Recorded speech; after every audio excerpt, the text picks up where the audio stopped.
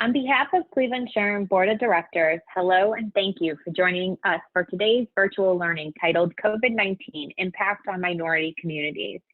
This program is part of Cleveland SHRM's virtual learning series of an ongoing schedule of webcasts designed to help you keep up with COVID-19.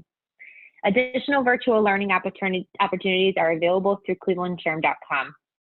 And you can also find a collection of COVID-19 resources on the Cleveland SHRM website or SHRM National website. Before we start today's program, we'd like to provide you with guidance on the meeting. If you send us a request for technical assistance, we will do our best to respond quickly, but there may be a delay. Most technical issues like slides not advancing or the sound breaking up can be resolved by refreshing your web browser or pressing F5 on your PC. A PDF of the slide deck will be available after the presentation. If you have questions for the team, please utilize the chat feature in the action tray on the screen. We will do our best to answer as many as we can at the end of the program. And now about today's program. The impact of COVID-19 is being felt across the world and has exacerbated disparities with minority communities, especially here in Northeast Ohio. Joint panelist Marcia Moreno of Amor, who will discuss the impact of COVID-19 on the Latinx communities, and Bethany Studenick of Enlightened Solutions, who will discuss the research on workplace and healthcare needs for Black women. The panel discussion will be moderated by Joanna Brown of Greater Cleveland Partnership. We have three presenters today. Bethany is the co-founder of Enlightened Solutions, a nonprofit organization focused on equity and inclusion. Enlightened Solutions completes research and supports organizations in building thriving teams. Bethany is a social worker who holds a Juris Doctor with over a decade of community and social change experience. Marcia is a self-driven, proactive, and creative talent management professional with 10 years of experience developing environments for a more diverse and inclusive workplace by leveraging a unique blend of skills from corporate and nonprofit. In 2018, she founded Amor Consulting, LLC, the first Cleveland company committed to creating more diverse, inclusive, and equitable workplaces by supporting organizations develop long-lasting strategies and systems to effectively attract, recruit, and retain Latinx talent to succeed and thrive in Greater Cleveland. Marcia came from Chile to the U.S. in 2005 to pursue a master's degree in communication theory methodology at Cleveland State University, and since then she has dedicated her career to empowering Latinx to become a true economic and cultural force in their communities. Joanna Brown is a program manager with Greater Cleveland Partnership, Equity and Inclusion Division. She is responsible for cultivating engaging and forward-thinking diversity and inclusion programming and events. Prior to joining GCP, Joanna managed strategic projects for several departments at Cleveland State University.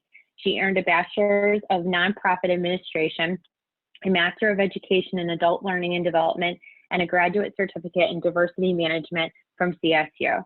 Joanna also leads sessions on leadership and diversity and inclusion topics at regional and national conferences. I am pleased to pass the controls to Marcia.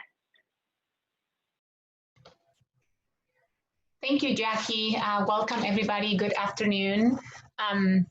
Happy to be here. We're all members of the Diversity and Inclusion Committee of SHRM, and we're excited to be here trying to expand the conversation around COVID and its impact in the minorities.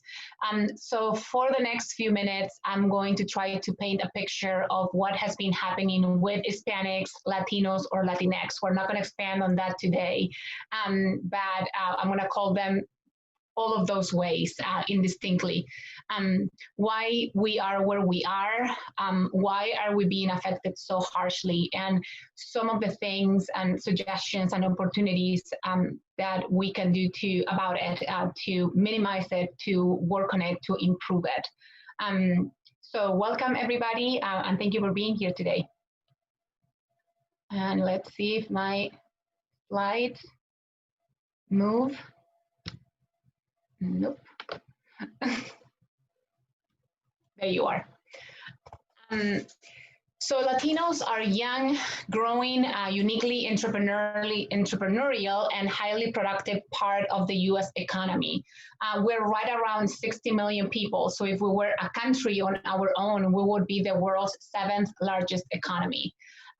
We are the second fastest growing group and the largest of what is called minority groups, right, in the US. We account for 18% of the population, around 60 million people, and we're expected to be up to 60 million, 111 million, and 30% of the population by 2060.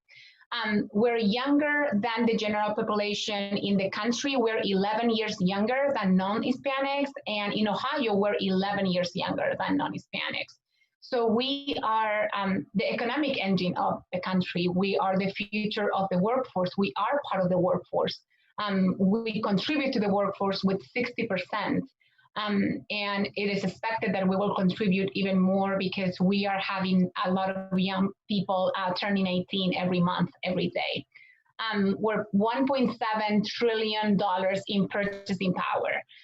We're opening small businesses at a much faster rate than any other group, particularly Latina women, Latinx women. And by November 2020, we have 32 million Latinos, Hispanics, Latinx eligible to vote.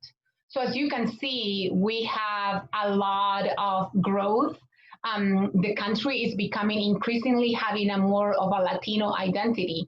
So it's important for all of you to understand who we are and our growth, not only in this state, in which we don't have a large population compared to maybe cities like Miami or states like Texas, California, or Florida, but we're still, a big economic and cultural engine of the country.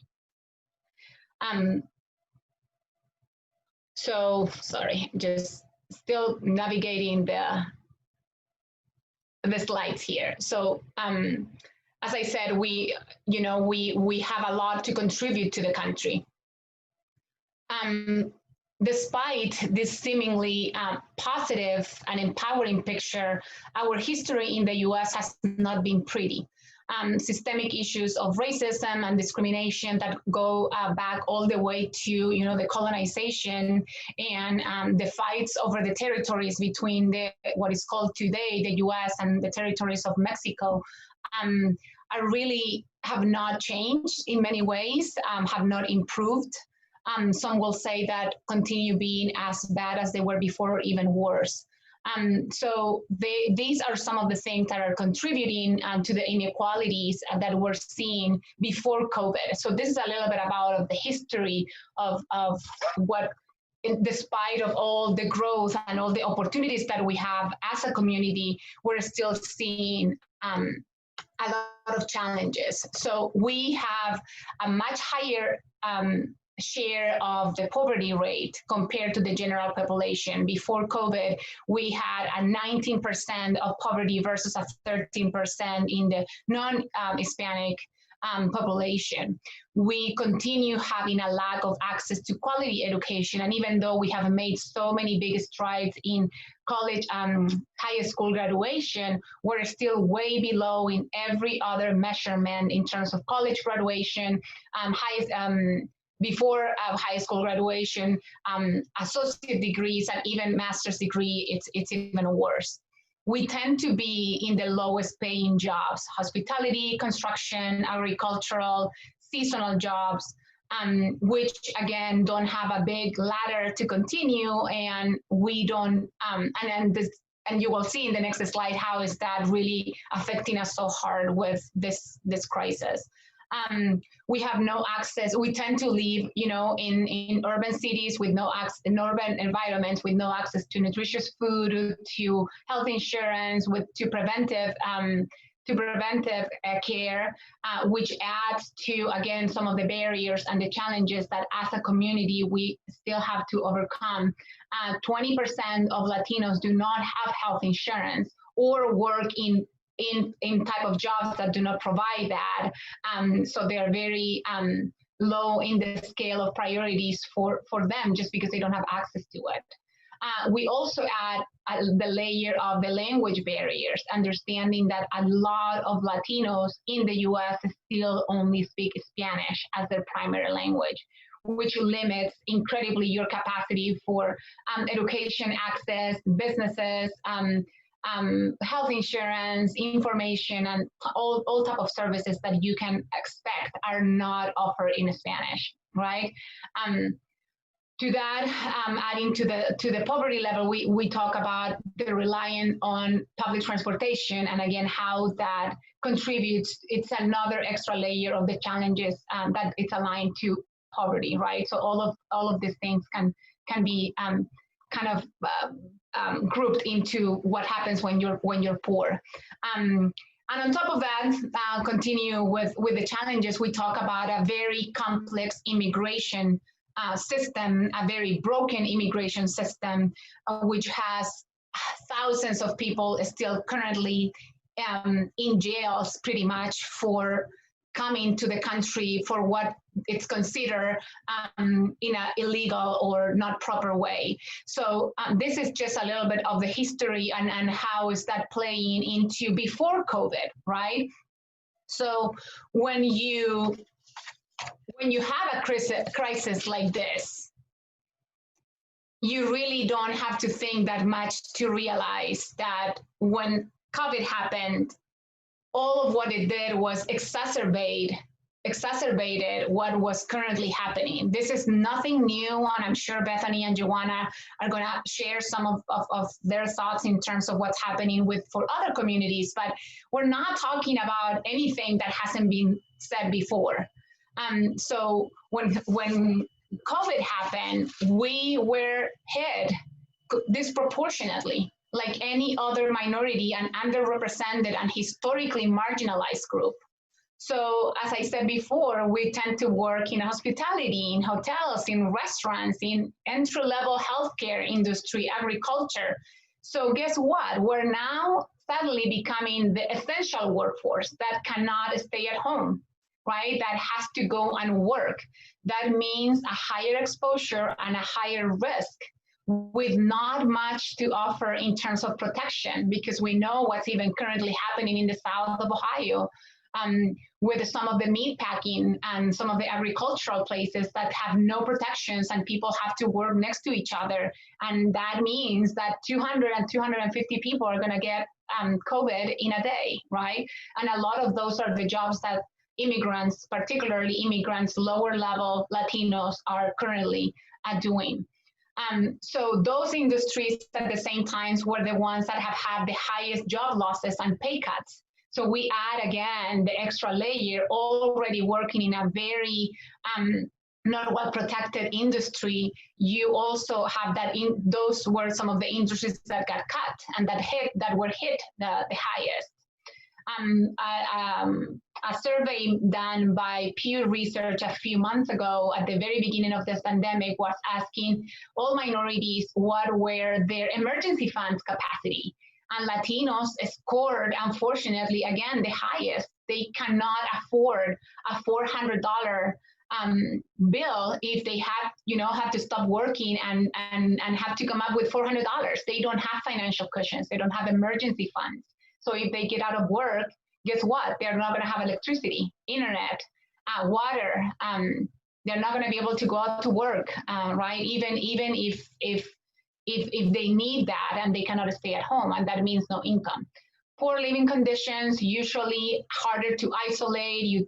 Culturally speaking, we in general tend to live, culturally speaking, and also because of the poverty. So there's two elements added here. We tend to live with more family members because that's culturally what is more accepted and appropriate and welcoming. But that at the same time means that we're living in very small, close quarters where we cannot isolate.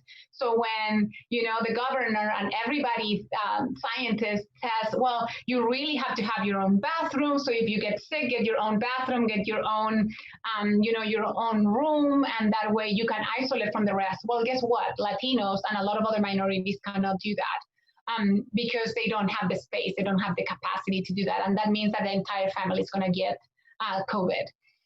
no services or very limited services and info in Spanish. And again, we go back to not having doctors that speak Spanish and are not culturally competent to address the needs of that population, and then information is not in Spanish. I have been working with Young Latino Network and other organizations that are trying to put closed captions in some of the videos and some of the information that is being given to Latinos, because the literacy level is not there even in Spanish. So you can imagine that the English is going to be impossible for them to understand and to relate to. And for small businesses, and I can speak about that from my experience, there was a failure of some of the relief funds that were provided to us in the very initial waves of the pandemic, or the initial waves of relief, and the small businesses were already struggling. So you can imagine that even though we're growing at a faster pace, we really were struggling to begin with, and this again exacerbated what is already happening. So, and I'm oversimplifying here things that we do, you know, in a lot longer presentations. So I'm going to run quickly because I want Bethany to have also their time, and Joanna, and to have a meaningful conversation with all of you. So again, I'm kind of running through a lot of information here. So what is next? And again, I painted a picture super quickly about what is happening, particularly in the Latino community. But I think this pandemic and these two pandemics, as we have been talking about, the pandemic of the crisis of the actual COVID, and it's also the pandemic of the crisis of racism in this country. And we're going to expand on that a little bit later. But I think this crisis are giving us a tremendous opportunity and a chance for change at a different level. And I think we cannot let this go without really looking at how individually and systemically we can start affecting change. So here, what I have are nothing that is, you know, rocket science, I tend to say, and what we say and what we do, but it's more of an intentional sense of wanting to change things. And I have a few, you know, ideas that I wanted to share, and we will expand again in the conversation with Joanna and Bethany. But again, I think it's a great opportunity organizationally and personally to start making things happen and making changes and pushing and being intentional about it. So from a personal responsibility perspective, and in general, from your perspective of your HR role, whatever that role is, I would say, you know, start educating yourself. Review those trainings that you have been doing, that your company has been giving you, and start, you know, kind of learning and increasing your literacy level in terms of what it means to be inclusive and equitable as an organization and as a person. Be comfortable being uncomfortable, and start it's very cheesy and everybody's saying that expression, but I think for me, at least, I have been starting to learn a lot more about the history of this country because I'm not from here, and I want to be uncomfortable, and I want to have those uncomfortable conversations, even though, again, it's not easy. I have a full American husband that, you know, was born and raised here, that has a very different perspective. But again, I'm pushing, and I continue pushing to learn more. Understand your role in the bigger picture. Again, awareness and education, advocacy. Some of the things you can do, you know, in your HR role, start talking to your employees, get to know them, get to see who they are, where they're coming from, see how the rules and the policies that you're creating with your higher level executives are impacting them in the day-to-day.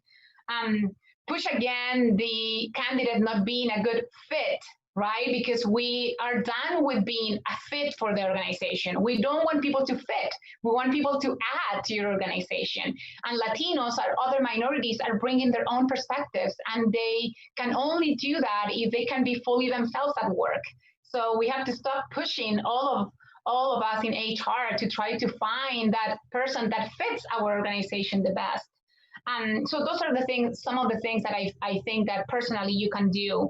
And then organizationally speaking, creating more systems, right? Creating systems that create more equitable workplaces, demand accountability Joanna has a wonderful quote that she has been sharing with us in terms of, put something along the lines of, budgets and money are moral documents, something along the lines. I'm going to get it wrong, but the idea is that, again, if you don't put the resources and the accountability to some of those things, some of those statements that have been going around in your companies, they don't mean anything, right? So put your money where your mouth is another kind of trendy one that I have seen. Push for more creative, equitable, inclusive, benefits, compensation packages. I talk a lot about that for Latinos. Latinos come from a very different place when talking about money and what is important to us. Create pipeline programs that are meaningful and long-term versus just wanting to recruit someone to make them look diverse and to check your box, where there's no background for it and there's no support for that person when they come to your organization. Pay for internships. There's no way to become more equitable and inclusive than paying for internships. Inclusive job descriptions, right? Create policies that, again, are based on actual people and how they affect them versus just coming up from the CEO or the chief diversity officer without the input. And I have just hundreds more, and I know I could be talking here for a while, but this is some of what I have. Would love to continue the conversation. And now I want to pass it to Bethany. Thank you. Thank you. I was taking notes as well. I think that this is very important, what you're talking about. I'm going to reiterate some of the points that you've made when we're thinking about the Black community and Black women particularly. So my name is Bethany Studenik. I am the co-founder and managing director of Enlightened Solutions. We focus on workplace advocacy. So we started focusing on supporting individuals as they were navigating systems that could be challenging for them. We also complete research, and we support organizations through consulting and educational resources.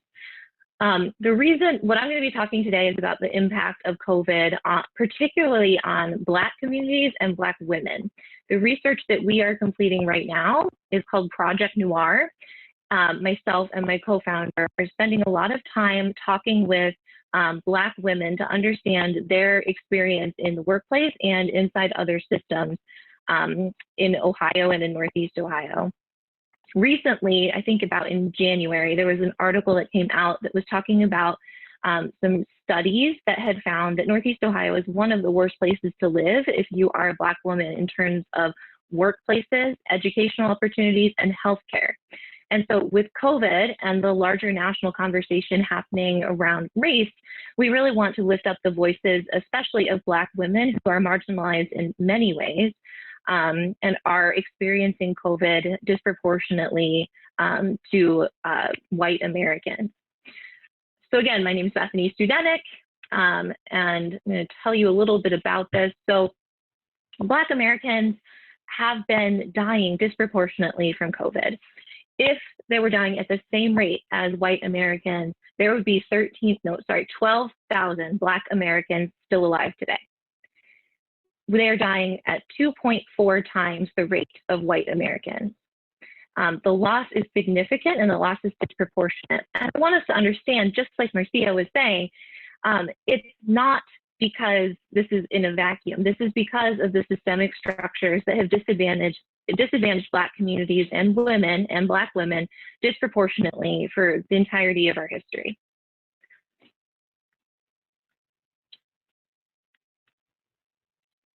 So talking a little bit about what that means. Here's some examples. It's by no means comprehensive. The ways in which COVID has touched communities like this are multiple and more than I could list here. But thinking about this, Black Americans are 37% more likely to work in essential services. Healthcare systems diagnose and treat people of color with less accuracy and respond more slowly to their complaints and issues. Financial disparities that we saw before COVID have now exacerbated getting COVID. Health insurance is hard to come by for Black communities, especially in essential service positions. And these disparities are really, really stressing employees and businesses in the Black community. So when you're thinking about supporting your employees, try and keep this in context of that your employees may be disproportionately directly affected, or their communities are experiencing additional stress that white communities may not be experiencing. Here's an example of a story from a woman that we spoke to. This was a fantastic group of women who shared their stories about workplaces and healthcare and education and the challenges that they directly had. And what she was talking about was she had gotten knee surgery, and she was in a lot of pain. And she expressed that to us, and she expressed that to the nurses and to the doctors, and was denied pain medication. And this is something that we see very often. Doctors deny medication, particularly pain management medication, to Black women and Black people disproportionately more often than they do to the white community. And so it took a while. And when she's talking about this pain, you can see how much it affected her, that she was asking for help and that no one was willing to give her help in the healthcare system, where you have to have that trust that your best interest is at heart. It's stories like this, and it's the experience for women and Black women that leads to a distrust of healthcare systems. So on one hand, we have disproportionality, we have people being more affected, and then we also have healthcare systems that are not adequately serving women of color. Just to give you something to think about as you're thinking about how does this impact my workplace, I want to point out a couple of things. Diversity-focused employers tend to fare better in economic downturns. What do I mean by this? In 2008, we saw that companies that had started looking at diversity before 2008 were more likely to survive that economic downturn. We all know that we're probably going to see some sort of economic impact from COVID. And if you're thinking about what does this mean for my business, diversity is a great place to invest, because to be honest, COVID is not the end of the conversation. It's the beginning of a new conversation where we talk about equity. We know that there's a double pandemic, and we see that the pandemic is affecting people disproportionately in terms of health, but also that we are having a pandemic that stems from systemic racism and individual racism. And we need to be thinking about that and how we continue that conversation. The generations and the conversation for younger people and the new talent that you're going to be trying to attract and the new economic markets that you're going to be trying to access really hold these values as central to their identity and central to what they want in a workplace and what they want from individuals that they're purchasing either services or goods from. Some examples, solid examples of how diversity has supported organizations into COVID. Diversity work is some of the pioneering work that encouraged employers to think about paid time off policies, to think about sick time, to think about work from home, to think about flexibility. They tend to be better at problem solving. They tend to have more diverse points of view. And things like that really prepared a lot of organizations to be more flexible to the changes in our living world. So diversity it's a moral imperative, but it's also an economic and financial imperative. And every day it gets more pressing.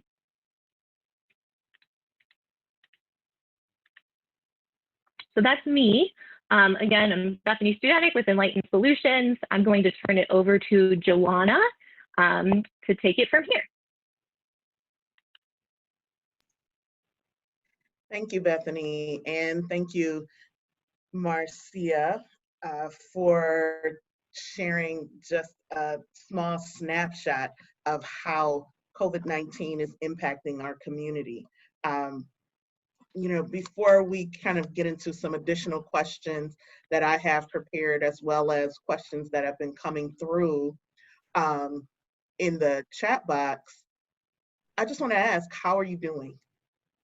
How are you managing and practicing self-care during this time? Yeah, I appreciate it. I think it's a little bit stressful for me right now. A lot of people have a lot of questions. They feel really pressed to do something right now. And so there's a lot of urgency around questions that are being asked, especially of diversity consultants and people in that space. In terms of my own self, I think that this type of work really, it can be emotionally heavy and taxing.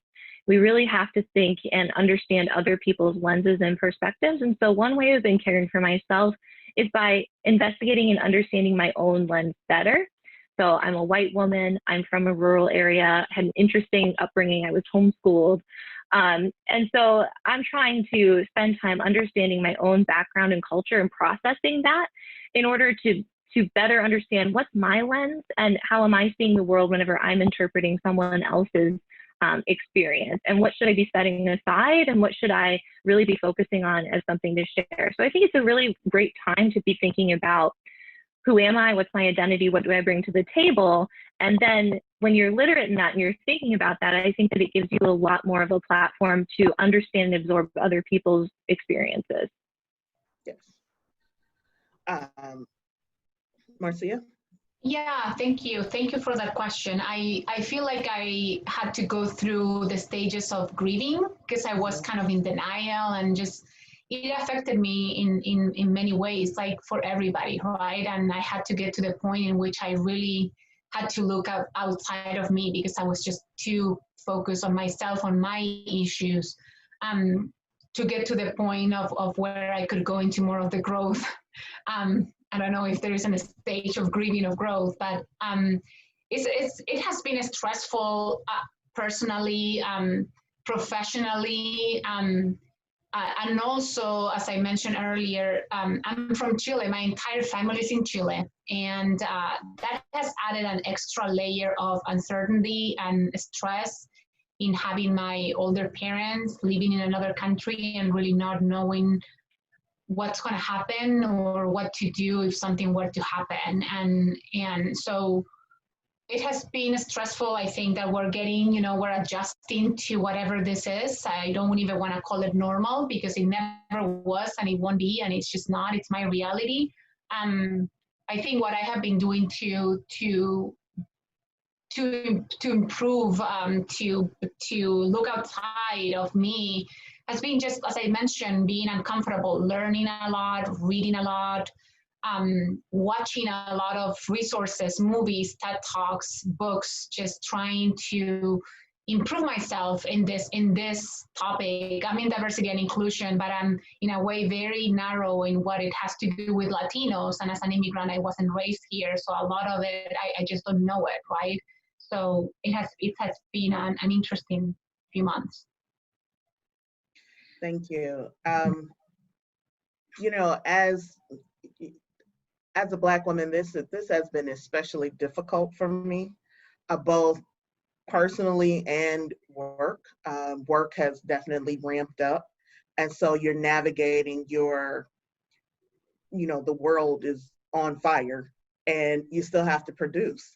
And so how you navigate that, and one of the ways that I've been navigating this is through writing. And so in addition to the slides that will be sent out to everyone, my article, Corporate Social Responsibility Within, will also be shared. And in it, I just give a glimpse as to how I'm feeling. And this is the time I wanted to open up our Q&A with the question about you as humans, because we have for so long, as human resources, I think that we remove the humanness out of the resources. And so, when we are approaching people, when we are looking at people, we unfortunately will have different biases. We'll have so many things that dehumanize people and make them a number or make them a category instead of a human. And there is a certain care that we should have for one another, just by the fact that we're humans. I do not ascribe to caring for animals more than humans. And we sometimes, it seems like that is how it has been. And so I'm glad to see that people are actually caring for one another and showing empathy in these very real emotions, which we have been trained in corporate America to downplay. But as you can see, that really has not worked well for us. And so I am excited. I'm saddened and excited to see that these times are shifting, and there is a greater appreciation for people fully being authentic. So thank you both for sharing that. Thank you, Joanna, too. I read your article this morning and started the day out with it, so I'm excited for everyone to get a chance to read it. But we were talking earlier, and I just want to reiterate that I appreciate about it that you open with some very personal feelings and you share the perspective that you're coming from, because again, we really need to come back to the human aspect and the nuance of human relationships, and understanding your perspective and hearing that and you sharing that, I feel is very brave, and I feel like I benefit from it a lot. So thank you for it. I hope there's a part 2. Oh, more work. You know how long it takes me to produce these articles? I'll be patient anytime. So let's get into it. I'm going to weave in some of the questions that have come through in the chat box, Sure. As well as questions that we have already prepared. So one of the questions that we already prepared is, what can employers do to support diverse communities at large? So thinking of some broad action steps, if one of you can share one that you think organizations can consider from a broad perspective as they are responding to COVID-19. Yeah, I can get it started. I think that, to me, particularly, again, as my lens is always looking at the Latino, Hispanic, Latinx, Latino community, and if we think about Cleveland, I receive, before this pandemic, I receive calls every week asking me to recruit, right? I need to hire 10 Latinos. I want, please help me hire, even though I'm not a recruiter. And my first question would be for them, do you know who you're trying to recruit? Do you know who Latinos are? Do you know where they are at? Do you know what they need, what they're looking for, where they live? And all of those questions, nobody could never answer them. And what I'm trying to say here is you have to get to know your community before you want to start trying to recruit them or retain them or pretend or wanting to, even from the goodness of your heart, do diversity and inclusion and equity work. So get to know the community you're trying to serve, get to know the community that is going to become your market, get to know the communities that are part of your, employees already. So to me, it just seems so, again, a no-brainer in the sense that you have to get to know them first to understand how to recruit them, how to retain them. Because what is happening, particularly with Latinos, is that you hire 10 and at the end of 2 years, you have 0 again. Guess what? Something is happening there. So you have to understand your audience. It's just as clear as that. The same way marketing, your advertisement groups do, your marketing groups target to a particular audience and have a whole strategy for them, for, your customers.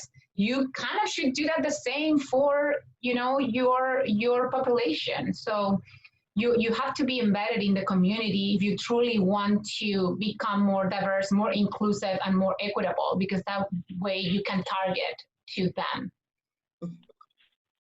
Absolutely. I think going off of that, I have a similar sentiment. I think there's a lot of conversation right now, and organizations are getting a lot of pressure to really, really invest in and think about diversity and inclusion. And as a result of that, when I'm talking to a lot of organizations, there's a real sense of urgency And what people are doing is kind of falling back on box checking. So what I mean by that is, we need X number of diverse employees. We need to build a new pipeline. We need a training. We need this, we need that. I'm encouraging people to slow down a little bit and take a step back in order to evaluate what you have done in the past, what's worked, what hasn't worked, because a lot of organizations have done D&I work, and it's time to start thinking about, okay, what boxes have you checked? What can we build on? And understanding what's unique about your organization and what tools are going to work best for you. I have a whole toolbox of things I can pull out, but I don't pull them out for every client in every way, right? Because there are certain clients that can benefit from an employee survey, and then there are some clients who really need something more one-on-one, or they need individual coaching, or they need something a little different. And so we really do, I like to say diversity work is diverse. It's not always going to be a one-size-fits-all solution, because organizations and people and communities are different. And I really encourage employers to take this moment to work with experts and to think about, what really does work best for us, and how do we create an organization that really keeps people safe so that they want to stay here and that they will stay here. Communities know, and they talk to each other about employers, and they think about, where am I going to be safe? And it's important that your reputation doesn't precede you in a negative way. And in order to really facilitate belonging and to make sure that people not only come to you, but stay with you, that work really takes a lot of reflection. And I'm encouraging people just slow down a little bit and start working with us in that way, so that we can build on what you've already done, the investments you've already made. Thank you. One of the things that we want to do is engage the audience. And so we have a question from me in the chat box. And so just want to take a pulse of the community. How well have your employers responded to COVID-19 challenges? And you can, just say very well, good, not good, what challenges, so just if you can share that, that would be great. And then we do have some more questions coming in. Looks like people are that are coming in, they're saying very well. Thank you all for responding pretty well. This is great to hear. Quick response. Quick response to getting people working from home. Jessica Miller says, communicative, flexible, and open. And these are the things that we definitely want to see happen, right? So I'm gonna ask the panelists one of the questions from the audience. What changes are employers considering to address the social determinants of health as they relate to COVID? Do either of you have some insight on that? Bethany, you're shaking your head. Yes, I think that organizations are really thinking about flexibility. And what I mean by that is, we went from, I would talk to a lot of managers, and they would say, no, I really need my whole team in the office every day, 8 to 5. I need to be able to stop by their desk and see them and chat. And we have seen through this pandemic that a lot of organizations that I'm talking to now are saying, actually, working from home, people are more productive. We've seen an increase in productivity. I have yet to really talk to someone that has said that they've seen a drop of any kind by being flexible. The one caveat I want to put here is, this is great. I'm really excited to see organizations looking at that flexibility. At the same time, I'm advising people to be thoughtful about when people come back. Childcare is still very much a problem for many women, particularly Black women, Latinx women, poor women, any type of marginalized woman. So that's something that's very concerning. The other piece is that some of the feedback I've gotten is a little bit of frustration from employees. So I'm working with a lot of Black women right now, and they said, I asked to work from home so that I could be home for my child, you know, at 3. I asked to work for a couple of days from home, you know, a couple of years ago, and the answer was no. And now we're seeing that that was an option. And so I want to think about, and I encourage you to think about some of the ways in which organizations can be flexible in this way to accommodate diverse people without really losing anything. And so I want people to be thoughtful about it and also think about how it's impacted, especially women, and how it's impacted, you know, your bottom line. And then think about other ways in which you can be flexible like this, where your knee-jerk reaction may be to say no, but in reality, you might actually benefit from doing these things. Thank you. What is one, and we talked about this in our session, in our prep session. One question that came from the audience is, what are things that HR can do to be allies to minority communities? And so I would ask both of you if you could share one suggestion that HR professionals can consider. Only one? All right, 2. No, I mean, the biggest thing that comes up in the research that I read and that happens particularly with Latinos, I have to say, is that HR professionals, hiring managers, they have to really stop pushing people to assimilate and be, again, part of this cultural fit that doesn't exist anymore or never really existed. And I really want to emphasize that there is so much research out there saying, again, and I know it probably happens in other communities, but for Latinos, 60%, there was a sentiment study done, 60% of Latinos feel like they have to be someone else at work. They cannot be themselves. Can you imagine the stress, the mental health toll that creates, on top of the fact that your employee cannot be productive because it's not fully developing and using their skills? So Right. So that's very important from the perspective of really pushing, right? When when your hiring manager says, well, that person is really not a good fit for our organization. What does that mean, right? So that would be one of the things that I would really tell HR people to, again, stop thinking about that and pushing against that. And another piece I talk a lot about when I work with HR managers in terms of working with Latinos is that Latinos, we tend to be more relationship trust-based than maybe other groups. I'm not saying they are not, but we are more into that. So doing a one-time thing with a Latino organization is not going to take you anywhere. You really need to develop a meaningful community outreach strategy that is going to take you to understanding that community, serving them, and eventually you're going to be able to be an ally that knows what it's talking about. And there are multiple ways to do that, but just doing one thing one time, it doesn't sit well with anybody, particularly with a group that tends to be more collectivistic and more relationship-based, such as Latinos, Latinx, Hispanics in the US. Absolutely. Piggybacking on that, we've been having this conversation even in Black communities. White professional culture and white culture in general, American culture, is very individualistic. It's highly competitive.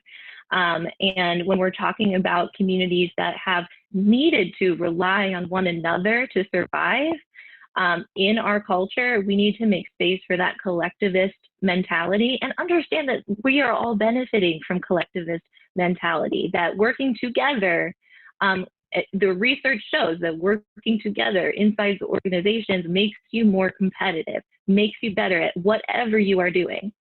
So I do want to drive that point home. The other thing I would say for HR managers, take the time to get to know people.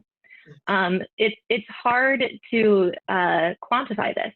And I'm not going to quantify it, right? Because what I'm saying is none of these experiences, Marcia is not going to be able to tell you every Latinx experience or every perspective. I'm not going to be able to tell you every experience of a white woman because that's what I am. And so I want you to understand that diversity inside of those identities are diverse as well. We're not a monolith, right? Not all women think alike.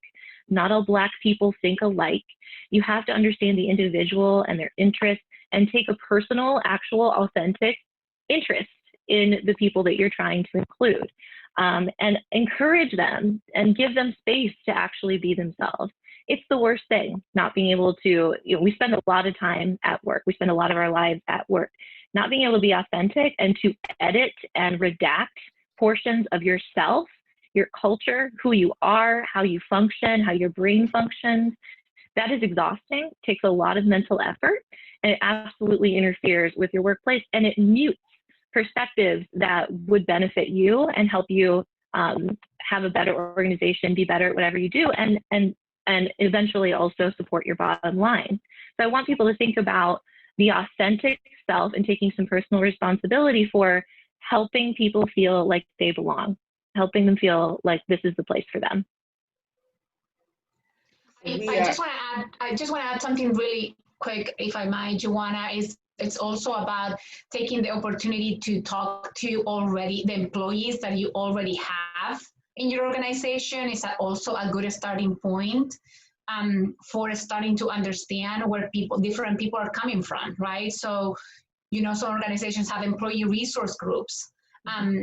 Why don't you start talking to them before they leave, right? What are the things that would be important for you as part of that community? For Latinos, Black, Asian, women, parents, LGBTQ, whatever the group it is, I'm sure a lot of the organizations that have members attending today do have that. That's also a very good starting point to understanding, what the communities need, because those are members of the community.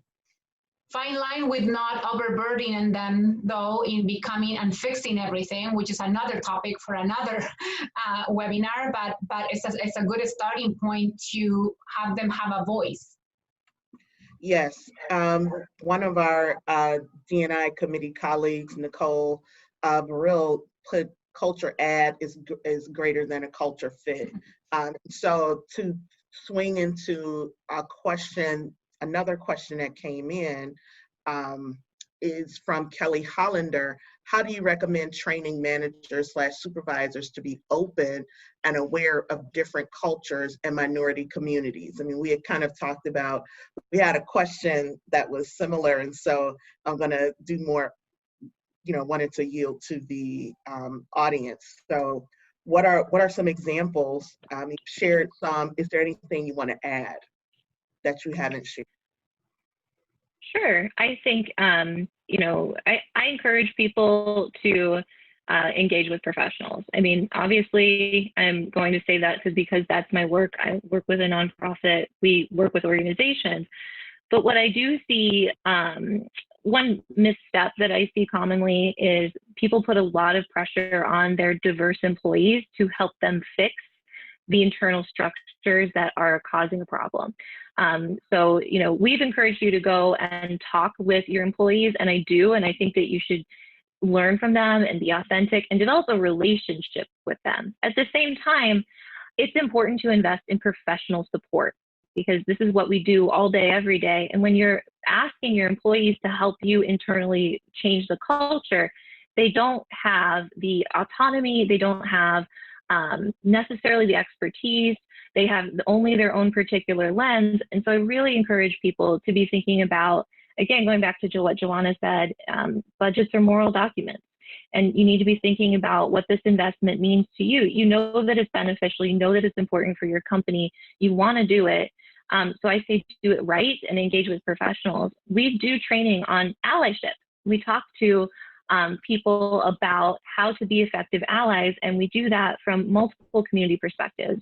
How can I be an ally to my Black coworker? How can I be an ally to my female coworker? How can I be an ally to my Latinx coworker, or my neurodiverse coworker, or my physically diverse coworker? There's a million different ways in which we're diverse, And developing some of that literacy and some of that emotional literacy is going to be key for that. So I encourage people, some of our trainings are available online. You can look at them and learn a little bit about allyship, and we have resources. So that's somewhere that you can go. But I just want people to be cognizant of, you know, building on what you have, but being intentional about how you're building and who you're asking and how you're structuring it, because your employees already have a job. And so whenever you're asking them to take this on as well, it's not exactly fair to them as well. So it's kind of a double-edged sword, and I want people to be thoughtful about that.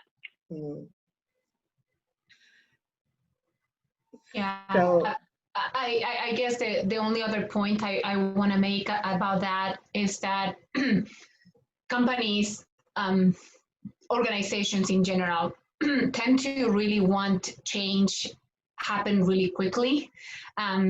So this is not going to happen quickly. And we have talked to Bethany and Joanna in terms of the literacy level or the awareness, the education that is currently needed as well. So when you're thinking about, you know, helping your manager to be more open, it's a long road. And what Bethany said in terms of you know, hiring professional help or having a professional, of course, I would say the same, right? And I work on kind of the same aspect, but also understanding that these are things that have to happen at the organizational level, and also are going to happen over time. Cultural change is not going to happen overnight. A person suddenly, just because they see a Facebook post, Black Lives Matter, they're not going to become suddenly more open-minded, right? So it's almost like different points, different things that have to keep going. We have to keep going from different, you know, perspectives and different people to make some of that change happen. And that's why it's important to continue doing the work and not just do one training. I see a lot of organizations that do one training on diversity and inclusion once a year.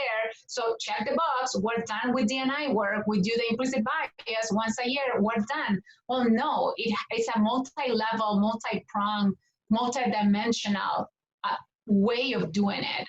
One training, D&I 101 once a year is not going to make it.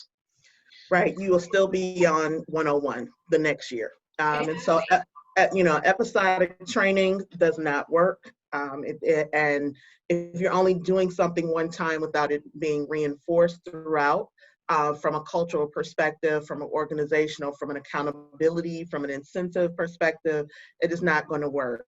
I did put one last question in the chat box. I know that we have just a few more minutes before we close out. And this question came in, and so I'm asking both the panelists as well as the attendees. What is one thing that everyone can do to make a difference? And so if you all read a book, my man. Listen, I'm telling you, it's time to learn. It's time to dive in. There are many, many resources out there, fantastic books and podcasts and videos of people sharing their experiences, explaining what is systemic racism, what are these problems, what's the history, what's the context that we're missing. So point number one is dive in. I'm sure you've seen recommendations. Start consuming them. Start thinking about it.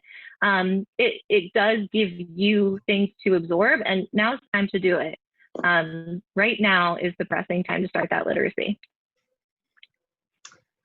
I would say again, and I think we have said it before, I really am learning to be comfortable being uncomfortable and sitting with being uncomfortable, because I don't want to speak about this, or I don't want to argue with my friend or my family members who are saying something that is racist. I had it yesterday with my parents, and I had to stop them and say, you know, this is not funny anymore. It just doesn't work. I was respectful, I love them, but I'm like, you cannot just say what you just said. So it's you know, it's learning, of course, but it's also really understanding that this is gonna come after we're all able to accept that we're gonna be uncomfortable, because it's changing us, all of us, or many of us. And we have to be okay with it. Otherwise, we're not gonna be able to change for the better. Right. I agree. Lorna Fuller also says invest in educating yourself and the community. And so my books, I actually have them right here, but my books for the month of July are Me and White Supremacy by Layla Saeed. So this is an excellent book. And it's a 28-day kind of journaling prompt for you to unpack certain topics. The foreword is by Robin DiAngelo. The other one that I'm reading, which I love my all of my little bookmarks and stuff. So that's my little thing that I like. I'm Still Here, kind of weird, but Black Dignity in a World Made for Whiteness by Austin Channing Brown. And I'm just looking forward to reading this because, you know, resilience is, you got to have it in these days. I mean, I feel like people of color have always had to continue on in spite of, and so I am looking forward to getting some refreshing and refueling. I will say that I heard, well, I won't say because it's 1 o'clock, and Jackie, it's time for her to come back on. But I just wanted to thank you all for an awesome time and an awesome communication. It looks like the chat, like people in the chat really appreciated it as well. And I want to say thank you. So I'm going to turn it back over to Jackie so we can close out on time. Thank you so much.